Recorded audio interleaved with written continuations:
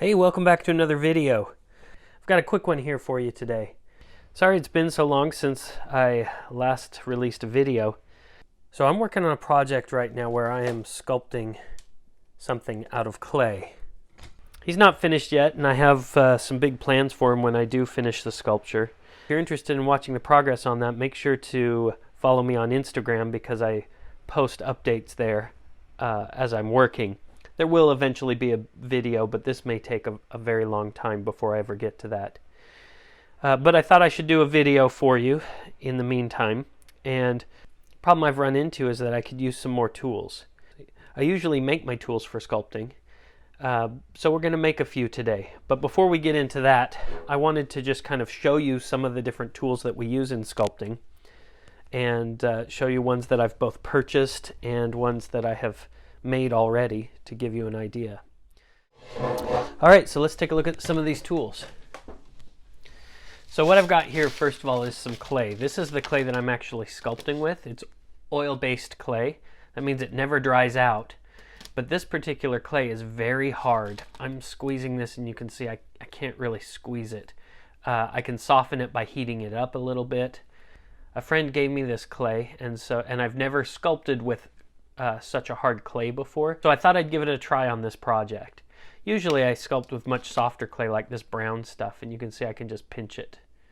There's a lot of different kind of tools that can be used in sculpting, and I think most sculptors have their own preferences as to which kinds of tools they like.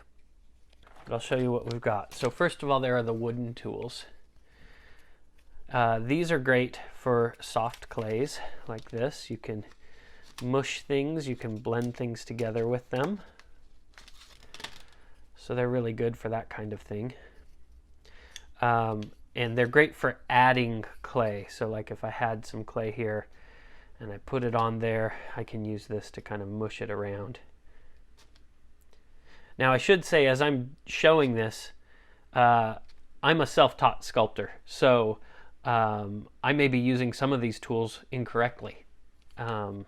And there may be better tools. So if you know of a better way to use these tools, or if you know that I'm using them wrong, feel free to leave a comment and let me know. But be nice, because just like many of you, I got my degree from YouTube University, and I'm just trying to learn as I go. Let's see. Another kind of tool are these silicone tip tools. You can see they have soft tips. The nice thing about them is they leave a nice smooth surface when they push against things, but they work best. I use these mainly when working with polymer clay like Sculpey. Even this soft stuff here is a little bit too hard for them. But the idea behind them I have used in making my own tools. This is one that I made. This stuff up here is silicone, but it's a much harder silicone. In fact, I cannot deform it, but it's still soft. And I will use this kind of the way that I would use the wooden tools normally. Is you can put something on there and I can use this to mush it down. And it's a little bit springy, and it has soft round edges. This silicone that I used here is actually a product. It's called Sugru, and you can buy it. It comes in a little pouch, and you just knead it all up and then put it in the shape that you want, let it dry, and then it turns into a hard rubber. Here's a tool that I purchased. This one, I think they use these in ceramics mainly, but I can use it. I like to use the little blade and the sharp edges. Sometimes they work great if you need to just peel a little bit away. So these are nice. You may have seen a tool like this. This is used for scraping off big hunks of clay. And there's a smaller version right here. There's a flat side and a round side, and you can see they're kind of sharpened around the edge. These are great even on this hard clay. You can scrape. So I think these are called scrapers, in fact. You can scrape and just pull away clay in thin little bits. It's great, and when you use it on the soft stuff, it does a lot more damage. But there's a version of this, it's called a rake. And a rake basically looks like this, but it has like saw teeth. And the idea behind that is that it moves across the clay easier. And I use it for blending edges. So like if I were to connect these two pieces together and I have like a seam right here,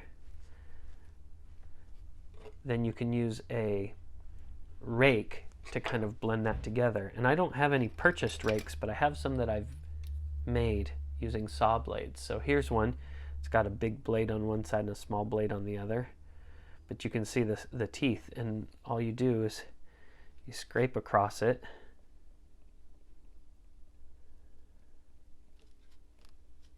And it helps blend that. But the main thing that I use these for is when you have a surface that is mostly in the shape that you want, but it might be lumpy, which is always, then you can run this across, and what it does is it scrapes away the high points, leaving the low points. And so you can keep using this, and you can crosshatch with it. And although it's not smooth, what it's doing is it's actually lowering those high points real easily without much pressure. So I'm not tiring out my wrists while working on this, or my fingers. Just letting the tool do the work, and then you can come over with some other tool like a scraper like this, clean it up, and you've got a nice smooth surface. So rakes are one of the main tools that I use along with scrapers. And I'll show you some of the rakes that I've made. This one actually was made using a jack-o'-lantern pumpkin carving saw. I just took it off the handle. I heated up with a blowtorch because the steel is hardened, and so if you try to bend it, it will snap. But if you heat it up with a blowtorch, then it becomes bendy. It anneals it. And I'm able to bend it and then use epoxy, two-part epoxy. I stick it in there, I just clamp it down with some pliers. I have some other rakes here that I've used smaller saw blades. I've got a round edge on that side and a flat edge on this side. And these ones are great because they have the sawtooth on one side and a flat on the other, so I can do my raking, and then I can just flip it over and use the straight edge if I want as well. And these are the same kind of thing. I used like a coping saw blade, heated it up, bent it, then used two-part epoxy to glue it into these brass tubes. Then I've got this. This is a little presser. It's just a flat piece of metal that I connected on with the Sugru, and that lets me kind of push things together the same way that I would use a wood tool in real fine areas. So this is a nice tool. This one is just a piece of antler that is nice and smooth, and I can do the same thing. I just stuck it on, I drilled a hole in one end.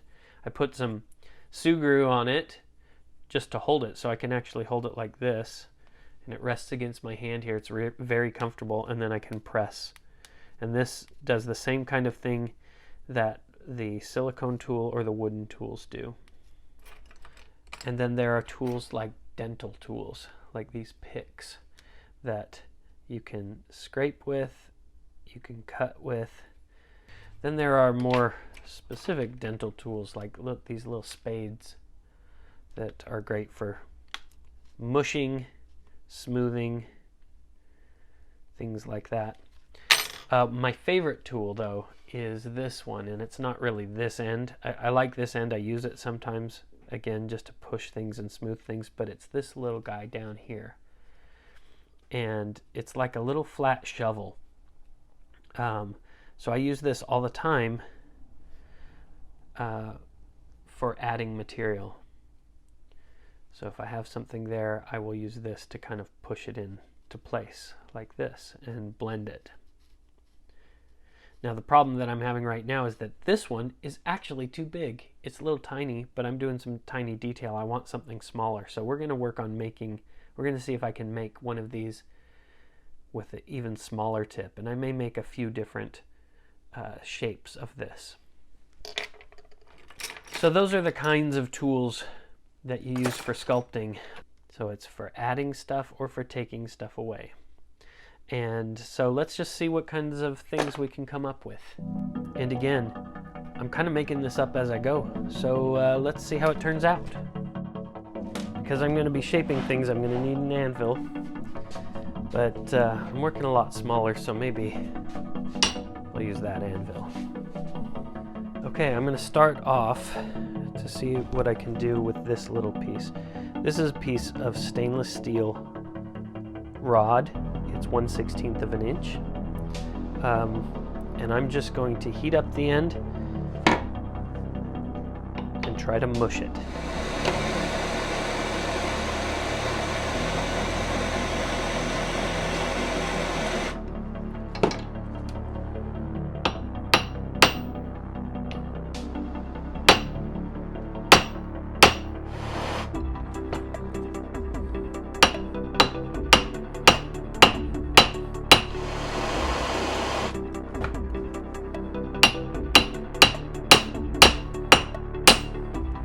Okay, so I've mushed that pretty flat. I think I like that.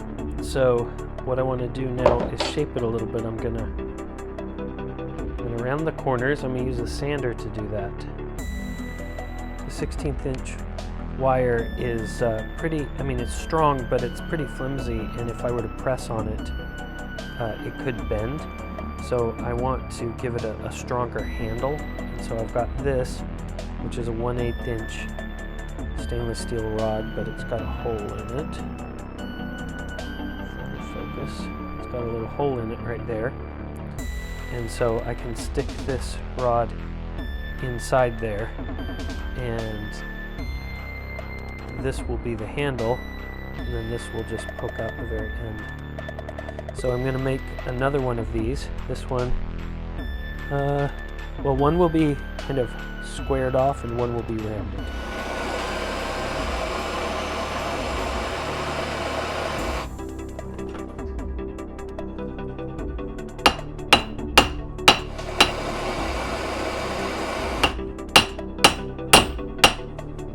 I'm going to try the same kind of thing here. I've got a 1/8 inch rod.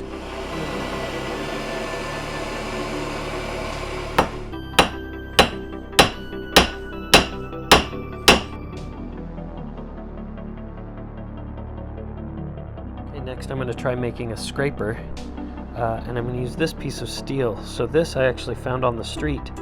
It's steel. It is from a street sweeper. It's the brushes that a street sweeper uses. Now, I'll show you what happens if I try to bend this right here. I can bend it a certain amount and then it breaks. But I'm going to need to bend it more than that. And so, we're going to anneal it. I'm going to do that. Putting it in my vise, heat it up.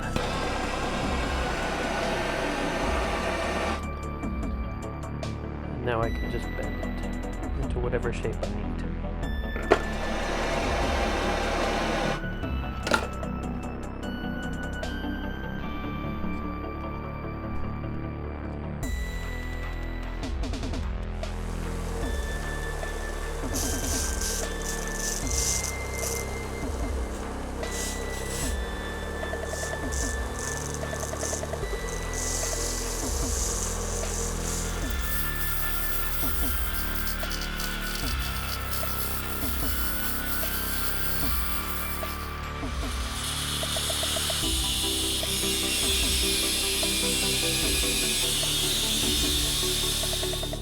I've roughly sanded these. The little striations that are in there will show up in my clay the same way that even my fingerprints will. So I need to get these totally smooth. So that means a lot of sanding.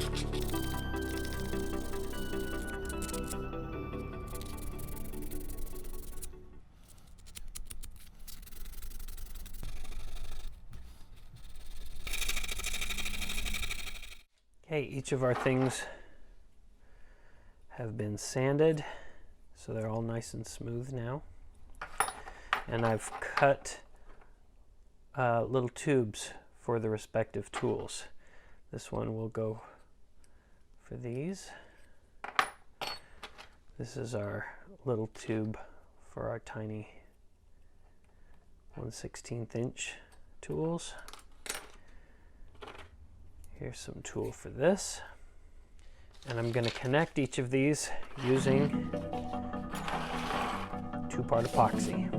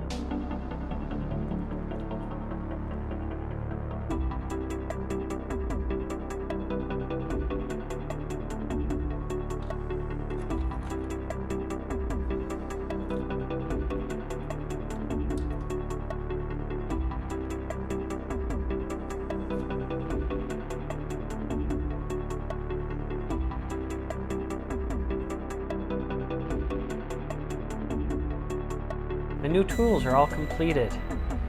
They're nice and strong in there.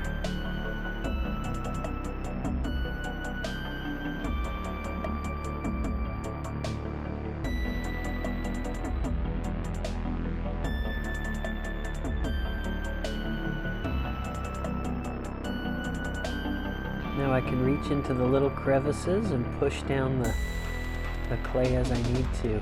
They're nice and sturdy, strong steel. So now these tools will join all the rest of my homemade tools, and they'll help me be able to finish this project.